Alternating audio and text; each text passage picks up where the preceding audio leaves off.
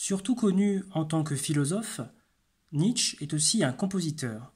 J'ai découvert il y a 2-3 ans qu'il avait composé des pièces pour piano et pour plein d'autres choses.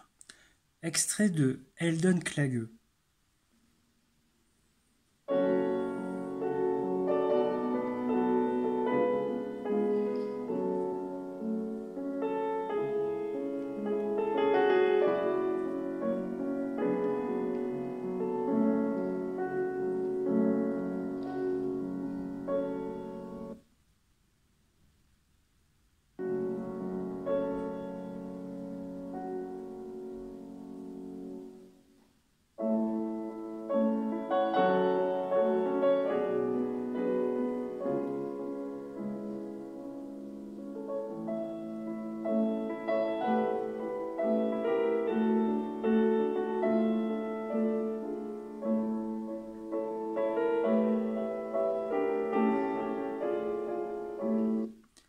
Alors en fait, ce morceau, je l'ai découvert il y a 2-3 ans et je l'ai appris même au piano. Il est magnifique, très agréable à jouer.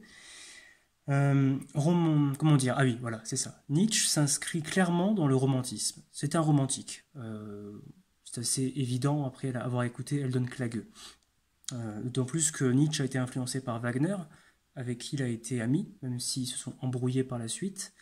Mais l'influence de Wagner, de pièces comme Lohengrin, Tannhäuser ou Parsifal se ressent énormément sur Nietzsche. Nietzsche est un romantique dans le sens où il exalte l'individu, la nature, les sentiments. Tout ça se ressent dans son style artistique, son esthétique, l'esthétique nietzschéenne. Le romantisme nietzschéen transpose le vitalisme à travers le concept nietzschéen de volonté de puissance qui est transposé dans la tension mise dans les notes avant la résolution sur la fin de la cadence. Voilà. Il a fait aussi un hymnus as das Leben, je vais y arriver, donc hymne à la vie en allemand, qui s'inspire sûrement de l'hymne à la joie de Beethoven, probablement. Il a fait d'autres choses pour orgue aussi. Il a fait aussi des lieder. Donc, Lied en allemand, c'est le chant. C'est une composition très caractéristique du romantisme germanique qu'on trouve chez Schubert, principalement. On écoute Auf dem Wasser zu singen. Voilà. Magnifique, hein. Nietzsche est à replacer, à mettre à côté de Brahms, de Schumann, de Grieg, etc. Et c'est aussi ne pas oublier que d'ailleurs Nietzsche peut tout à fait être considéré comme un écrivain et un poète, puisque le Zarathustra est à replacer dans la littérature allemande. C'est certes une sorte de livre à thème, à idées, mais il n'en reste pas moins que c'est une histoire, un conte. Voilà, d'autant plus que je vous conseille aussi dans la collection NRF Poésie Gallimard, c'est Dithyrambes pour Dionysos qui sont magnifiques, qui représentent toute la volupté et la magnificence du romantisme nietzschéen.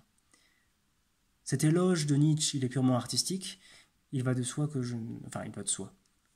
Disons que je n'ai pas de sympathie pour Nietzsche sur le plan politique.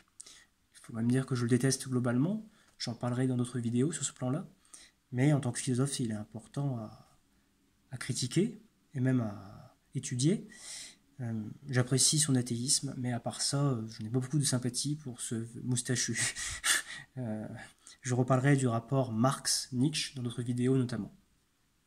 En tout cas, j'espère que cette vidéo vous aura plu et que vous aurez apprécié le Heldenklage, magnifique composition.